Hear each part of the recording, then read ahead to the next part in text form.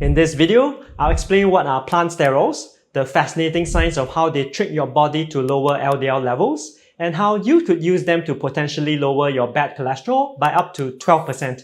Hi, I'm Chong, an accredited nutritionist with a master's in nutritional sciences, here to share with you practical and science-backed nutrition to help you lower your cholesterol and improve your heart health. Do plant sterols actually lower LDL cholesterol, or is it just marketing? To answer that properly, we first need to understand how plant sterols work in the body. If you're familiar with this, you could skip ahead to the next section where I share some study results. Plant sterols, or phytosterols, where phyto is just a fancy term for plant, are basically the plant versions of cholesterol. Because they serve the same function in plants that cholesterol does in humans, they have a molecular structure that's almost identical to cholesterol that you can see here. You might also see the term plant stanols, and these are close relatives of plant sterols, but they occur in much lower amounts naturally. For simplicity, in this video, we'll use the term plant sterols to include the stanols as well. This structural similarity between plant sterols and cholesterol is what allows them to perform a case of molecular mimicry inside your digestive system, and is the key to their magic in lowering cholesterol. Cholesterol is absorbed by intestinal cells in the small intestines to enter the body. You could think of an intestinal cell as a popular club, and that there are two sets of bouncers, one called the N bouncer and one called the A bouncer. The N bouncer is good at recognizing cholesterol, and it will let cholesterol in when it arrives. But interestingly, the N bouncer is even better at recognizing plant sterols. As such, if a cholesterol molecule and a plant sterol molecule arrive at the same time, it's actually going to let the plant sterol in first. What's the result of this? Cholesterol, including both the cholesterol you ate and the cholesterol that your liver dumped into your gut through your bowel juices, is left stranded in the intestine. Since it couldn't enter the intestinal cell, it cannot be absorbed into the body. Instead, it continues down the digestive tract and is eventually eliminated from your body in your stool. Because less cholesterol is absorbed and eventually arriving at the liver, your liver compensates by pulling more LDL cholesterol out of your bloodstream to make the bile acids you need for digestion. This ultimately results in a reduction in the LDL cholesterol in your circulation. The next question is then what happens to the plant sterols that got into the intestinal cells? Remember the A bouncer that we mentioned? Once the plant sterols get into the club, they need to walk past the A bouncer as well, and the A bouncers are really good at recognizing plant sterols. They will quickly grab hold of any plant sterol that they see and throw them back out into the street, or that is, your intestines. As a result of the actions of both sets of bouncers, you get the benefit of blocking cholesterol absorption without accumulating high levels of plant sterols in your blood. As I've just described, the mechanism of how plant sterols lower cholesterol is well understood. But does it hold up in human trials? Before I share some study results, if you're enjoying this video so far, help me hit the like, share and subscribe buttons and turn on the notifications. You could also check out this other video on how plant sterols fit into a portfolio diet to help you lower your cholesterol.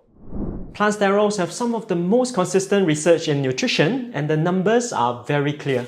This meta-analysis pulled data from 124 studies and found a clear dose-response relationship where intakes of 0.6 to 3.3 grams per day of plant sterols reduced LDL cholesterol by an average of 6 to 12%. The benefits taper off after about 3 grams, indicating that the sweet spot for maximizing LDL lowering appears to be around 2 to 3 grams per day of plant sterols. But what about lower doses? Would you still see benefits? This well-controlled study investigated this by feeding participants 3 levels of plant sterols: a low dose of about 60 milligrams per day, a moderate dose of about 450 milligrams, and a high dose of about 2000 milligrams or 2 grams. In line with other studies, the 2-gram dose lowered LDL cholesterol by 8.9%. However, the moderate dose, which is an amount of plant sterols that's achievable through a healthy diet, also saw a trend of lowered LDL cholesterol of about 5%.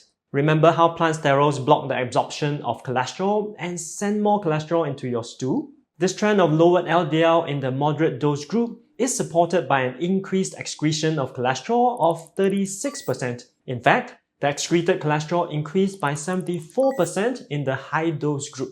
Taken all together, this suggests that while supplements or fortified foods with 2 grams of plant sterols drive the largest effects, a whole food diet with moderate doses of plant sterols provides a foundational LDL lowering benefit that should not be ignored.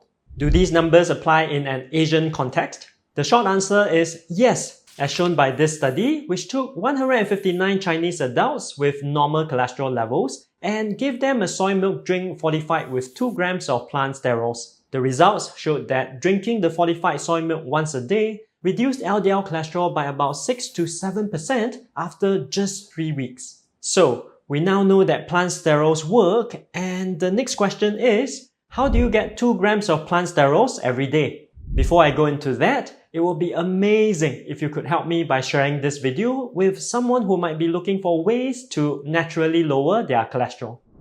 I'm a food-first nutritionist, but I have to be honest that getting a therapeutic dose of plant sterols from whole foods is genuinely difficult. An average whole food diet might provide about 200 to 400 milligrams or 0.2 to 0.4 grams of plant sterols per day, a fraction of the 2-gram therapeutic dose. Even vegetarians would rarely exceed 600 to 800 milligrams of plant sterols each day. However, that doesn't mean you should ignore whole food sources. As we saw earlier, studies show that intakes of around 450 milligrams of plant sterols still help us to excrete more and therefore absorb less cholesterol. In addition, whole foods come packaged with fiber, antioxidants, as well as vitamins and minerals that support your heart health in other ways. How could you target 450 milligrams of plant sterols? The foods that contain the highest amounts of plant sterols are vegetable oils, including sesame oil, corn oil, and canola oil, legumes such as soybeans, green peas, kidney beans, and lentils, as well as nuts and seeds, especially pistachios and sunflower seeds.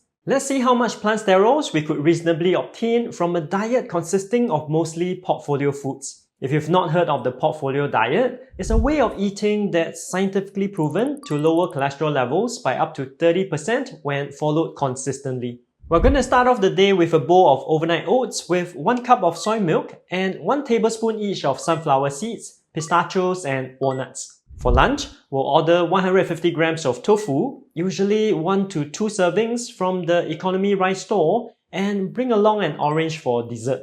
And for dinner, if we are making pearl barley in the rice cooker, include 2 tablespoons of kidney beans with the grains and stir-fry 100 grams of broccoli with 1 tablespoon of canola oil. These components would provide 141 milligrams of plant sterols for breakfast, 113 milligrams for lunch, and 193 milligrams for dinner, for a total of 447 milligrams of plant sterols for the whole day. If you are able to include more legumes as well as nuts and seeds, it is possible to achieve between 500 to 600 milligrams of plant sterols each day. And just a quick aside, cholesterol lowering meal plans like this are what I help my clients with in my private practice. If you've been struggling with high cholesterol and would also like some help on improving your heart health, click on the link in the description and sign up for a free strategy session. To bridge the gap from 450 milligrams to 2 grams of plant sterols, the most practical method is to use foods fortified with plant sterols, including fortified margarines, milk or soy milk, as well as yogurt drinks. Plant sterols are of course also available in supplement capsules. If you decide to use fortified foods or supplements, here's a few pro tips. Number 1, timing is important. Remember that plant sterols work by competing with cholesterol for absorption. So the best time is to consume them with a meal when the most cholesterol will be present in your digestive tract. Number 2, don't overdo it. As the research shows, more than 2 to 3 grams of plant sterols does not seem to provide extra benefit. As such, there is no need to consume more than the recommended serving of fortified products, especially if you already have a base level of plant sterols from whole foods. And number 3, compensate for carotenoids. One minor side effect of plant sterols is that they can slightly reduce the absorption of carotenoids, the orange-red antioxidant such as beta-carotene in carrots. To counteract this, simply ensure that your diet is rich in colorful fruits and vegetables. Was this deep dive into plant sterols helpful to you? And is there a topic you'd like me to discuss in future videos? Let me know in the comments. In the meantime, check out these other videos where I explain how you could use various foods to reduce your risk of cardiovascular disease. See you in the next one.